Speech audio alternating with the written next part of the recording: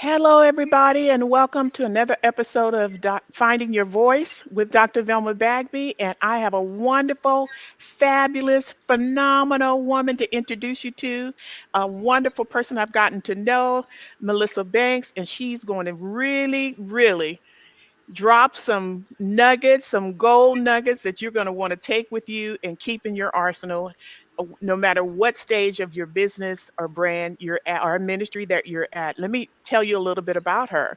She's a native of Mississippi, a state that I have gotten to know and love. And Melissa is passionate about helping women from all walks of life believe in themselves. And I can hear this in everything she does. So she's sincere about this, everybody. Her desire is to help individuals push past where they normally would stop. She helps them to do that through motivational speaking and individual coaching.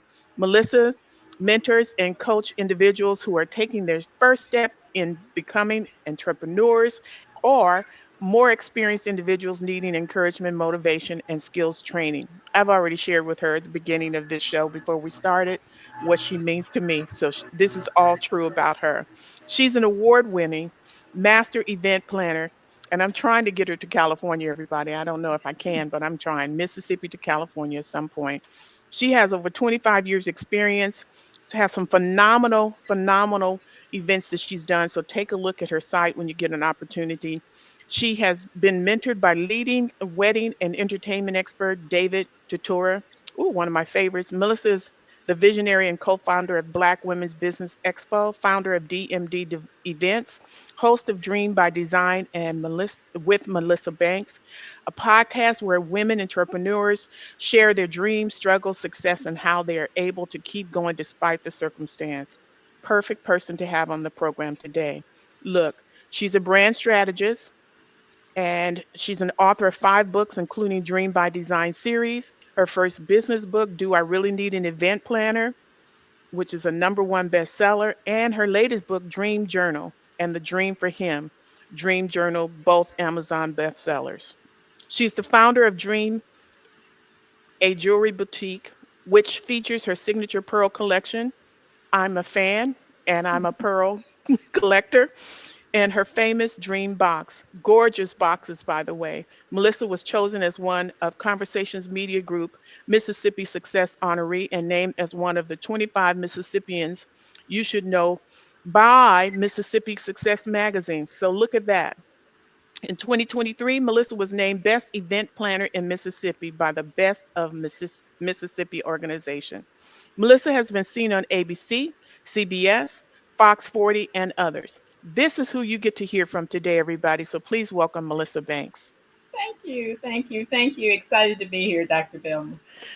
It's an awesome pleasure, Melissa, because just because I read all these details about you, I've known you and gotten to know you, and you just a jewel, and you're everything on this page and more. So I would love for people to really hear from you because I know this is your passion, just as I read in your bio. This is what you do every day: inspire, motivate. So let's start.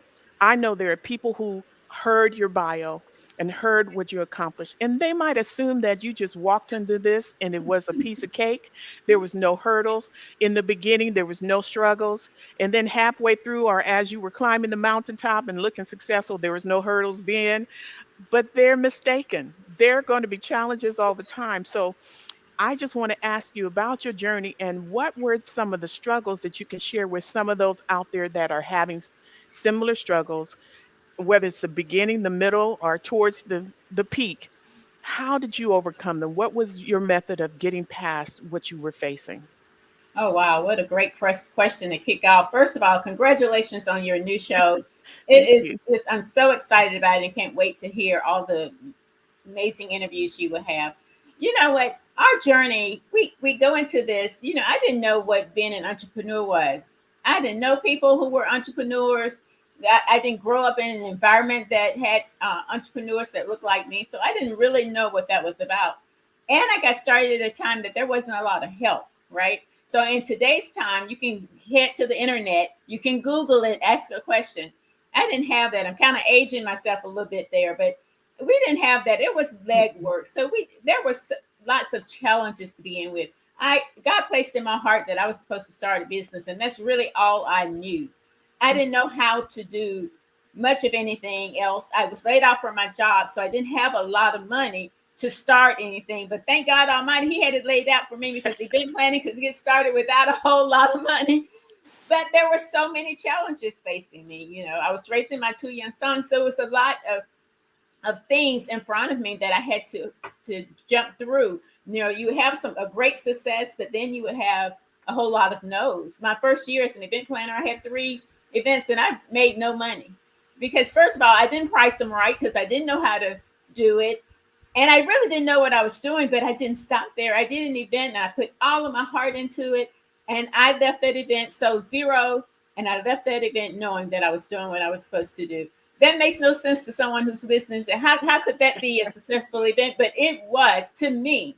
So what I do now, Dr. Bellman, that keeps me going is believing in me that I'm supposed to be here. God placed this dream in me because what I know is when God placed it in you, it's in you, and you can't decide to just throw it away. So when I made that decision, I made the decision that quitting is not an option. And I Mhm. also made a decision that it's not what it looks like. So I get up every day being grateful and I do something that works toward my dream every day. Wow. I love what you just said because it's true. You have to believe in you. Mm-hmm. You have to know the only one he whispered that instruction to was you. That's He it. didn't tell everybody that this is what I want Melissa to do. It was just you.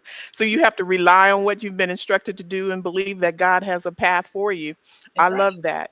But there are people who are struggling out there and don't know to pause to see if you can listen. I mean, that was a term that Cyrus used the other day, to pause. Sometimes we have to pause to listen to our next instruction. So even those who are out there struggling and maybe facing some difficulties, sometimes it's a moment to pause and remind yourself of why you're doing it.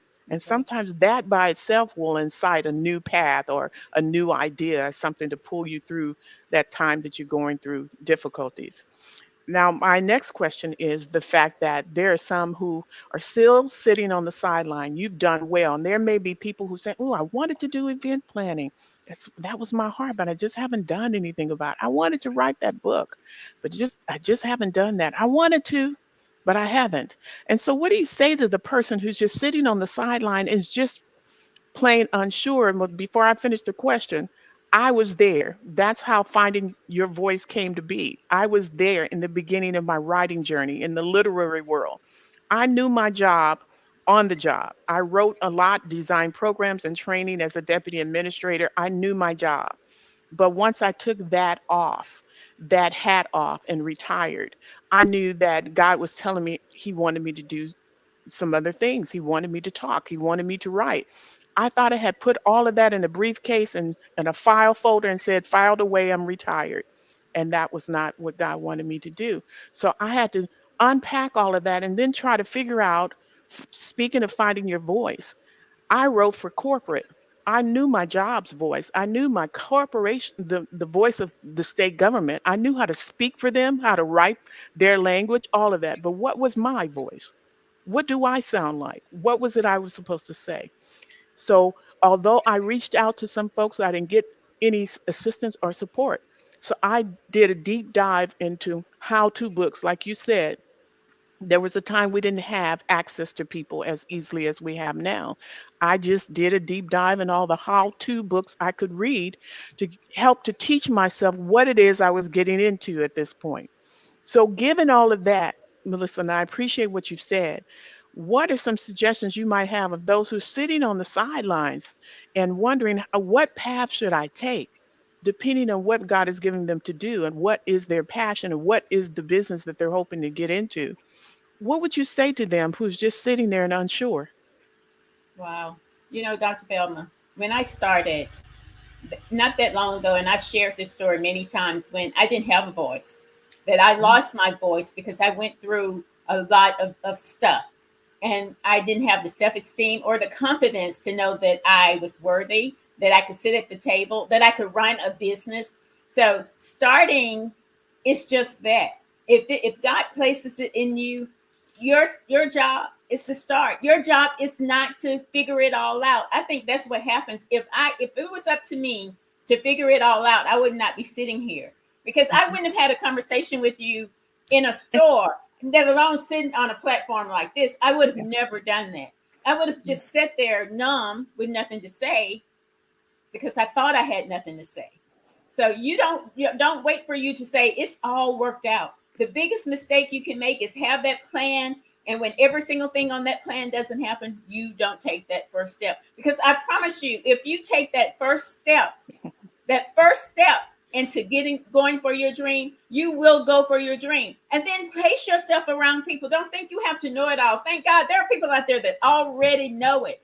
Put yourself in their space. That was the biggest decision that I could have made in my business over 5 years ago when I met Cyrus Webb and I put him in my space, because you have to have somebody that's been there. You have to have someone that knows what they're doing, and they're going to help you with the next step and the next step. You get up every day with that list and you get to work and you keep getting to work. And when you know anything, your dream is happening and you're on the road to making it happen. But first, you got to just take the step. You can't sit on it. You can't keep thinking about it. You know it's time. Pull the trigger and say, time is now, and get started. Wow. Girl, you got me excited with you. I thought you were going to pop out of that chair any minute now. You said sometimes you might not feel like you're supposed to sit at the table. Now, that's a hashtag of all hashtags. And then you said you must believe and you have to have a plan and surround yourself with the right people, not the ones I talked about, the ones that would tell you call 1-800, sign up and pay me first before I can talk to you. Exactly. I met a lot of those, but I purposed in myself not to be like that. I purposed in myself to make sure that if there was somebody I can help along the journey, that I would slow it down to make sure that I provide whatever assistance I can. You didn't have to Google a spot on my calendar at all. But Exactly. that was really juicy. I had to write them down, Melissa. Those are some great hashtags. I love it. I just want you all to know as you're listening that I warned you that Melissa Banks was full of good resources and good information because she lived it and experienced it. And those are the kind of people I refer to as the wise counsel. And the wise counsel is a term I use because back in the day, we had grandma, we had grandpa, we had uncle, auntie, somebody, we had a neighbor, somebody in the senior realm who had experience that we can go to. And that's really who I surrounded myself by as I was growing up. I didn't hang around with people my age. I wanted to be around the people I knew that knew more than I did. And I wanted to glean from them as much wisdom as I could. But we don't have that dynamics anymore. But now we have what we call an inner circle, whatever you want to term it, your tribe, your personal tribe. I refer to them as wise counsel. These are the people who can help you vet decisions, you can bounce ideas off of. And so, Melissa, based on that, what would you leave your wise counsel to the audience in terms of what you want them to know about this entire journey? What would say is this journey started at a time where I didn't know what I was going to do. I had worked in corporate for many years and I had based my entire life on that job. That job was my plan. There was not a plan B, C, and D. That was it. But God had a different plan for me. And I believe that in the core right now that He had a plan for me. And every single thing that has happened, whether it was good, whether it was bad, appeared to be bad, was part of the journey to get me to where I'm supposed to be. I Yeah, think I'm sitting here talking to you, even though life may not be perfect, even though there's been some mountains that seemed really, really tough, even though there were times where I felt that it was time to throw my hands up and go find something else to do. And just when I get there, that little belief in myself yes, pushes me to the next thing because God already has it planned out. I okay, don't have the perfect plan. But I right, know one thing, God has given me all the tools and resources I need to carry it out as long as I believe and I get up every day doing the work. It's not easy, and nobody promised you easy. But if you put in the work, you keep believing in yourself, you keep surrounding yourself with people who will pour into you and believe in you for real and get the yeah, skills necessary to go do what you were put here to do. And yes, that's how you keep going. Don't wait for the big win. Celebrate the small wins along the yes. way because you're going to get to the big win. That's right. Look, like you said, when you have that plan and you can check one thing off that list, that's a celebration That's because right. that's one That's thing that's right. no longer on the list. I Exactly. love it. Melissa, it's been a pleasure to have you on today. I just can't believe our time is wrapping up already. Is there anything you'd like to add before you tell everybody how they can stay in connection with you? Dr. Velma, this was an amazing, powerful episode. I'm super excited. Everyone who hear our voices right now, get up believing in yourself every single day. Pour positive things inside of you and protect your peace that keeps you focused on where you want to be. You can connect with me at themelissabanks.com, and excited you can get right there and get all the so much encouragement from women and how they push through some things in their journey. And you can also connect with us on all of our websites. You need to remember one link, and that's themelissabanks.com. Yay. I love it. I love it. I love it. It's been a pleasure to have you today, Melissa. Thank you so much for joining us today. Thank you for having me. Wow. What a blessing. I hope you enjoyed